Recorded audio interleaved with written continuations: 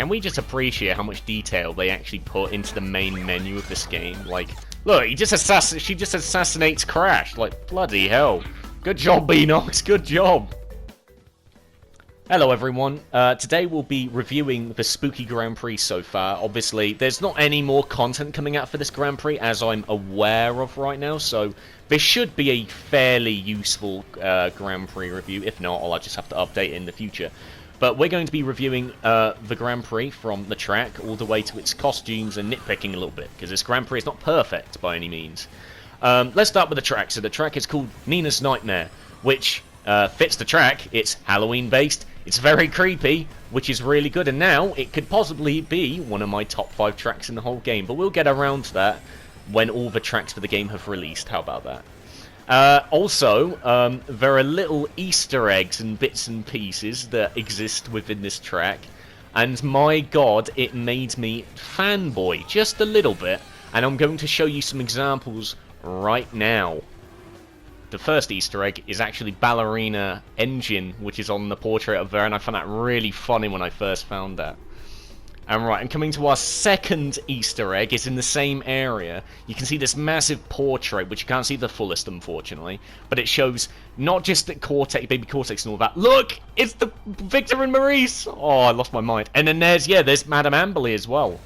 So yeah, that's those are the Easter eggs within the track. There could be more, I'm not sure, but obviously you can tell me about that. Right, so apart from Easter eggs, we also have gameplay, and this track is amazing because it caters to both the pro gamer, don't know why I said pro gamer, and the beginner gamer, well, racer, sorry. And the reason I say that is because I'd say this track is pretty friendly, I'd say, to most players. It also teaches you a thing or two about sharp turns, because the house bit that I was just in, the house section, has a lot of Cortex Castle-like turns, which you'd have to improve upon. And I think this track is really good for learning, teaching you how to deal with that type of stuff, so that's really good. So that's basically what I've got to say about the track, in general. So now we'll move on to one of the second main part of the Grand Prix, which is characters. So, I'll see you there, guys!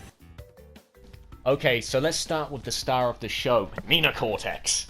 She has returned in her Twinsanity design, which I'm so happy for, because I do not like the Clash of the Titans costume. She's more schoolgirly in that one. I mean, I guess she looks that way in this, but she's more goth and just how is she supposed to look, okay? She's got some cool reskins. They're a lot better than other reskins for other characters. The neon one just there is amazing. I'm definitely going to grind for that one. But yeah, Nina just basically returns to her usual self, which is really good. So on to the next character, which is Embryo. Embryo returns from his Insane Trilogy design, which is okay. I noticed his voice has changed a little bit as well. I think Tom Kenny voices him now, which is very strange. I don't know how I feel about his voice, but yeah, he's got some cool reskins. I think that second one is worthy of just being a legendary skin, but it's fine, it's fine. There's not much to say about him except for he's just returned. And everyone's happy.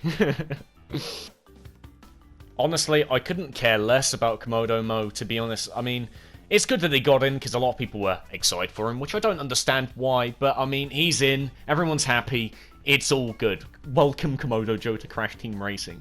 But I mean, we could add someone else. Evil Crash! Oh, jeez. Yeah, so that's all the characters. I mean, I don't think that the character lineup this time wasn't actually that great, but I mean, the Grand Prix is still good, so it doesn't matter that they had some alright characters in there, okay? So, let's move on to character costumes, shall we? Let's start with the character costumes, shall we? So first we got Werewolf Tiny, which is an amazing skin. I can't say it enough how good this skin is. Like, look at that jock jacket. Just look how werewolf he is. It's another solid skin. This Grand Prix has a lot of really solid skins. So when we're moving to the next one, which is actually Dingo Dog, which he gets amazing skins also, but he gets more than most characters.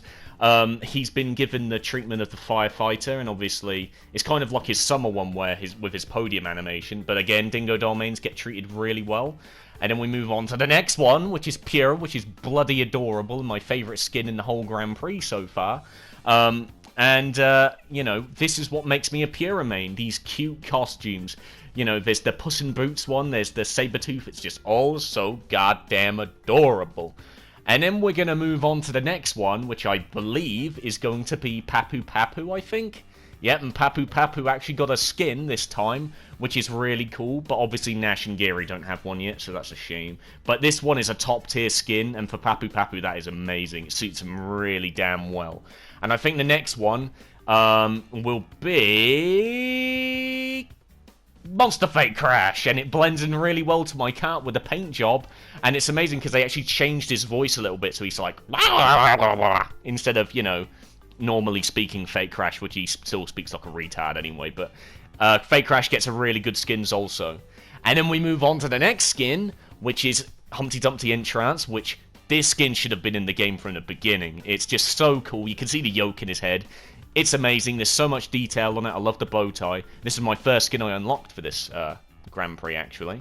Then we move on to Witch Torner, Rule 34 shit. God damn you, guys, you disturbing pieces of shit. This is a good skin, good podium animation. I don't want to see anyone in my comments talking about how hot she is. Just stop. Please, it's annoying. And we move on to probably my least favourite skin.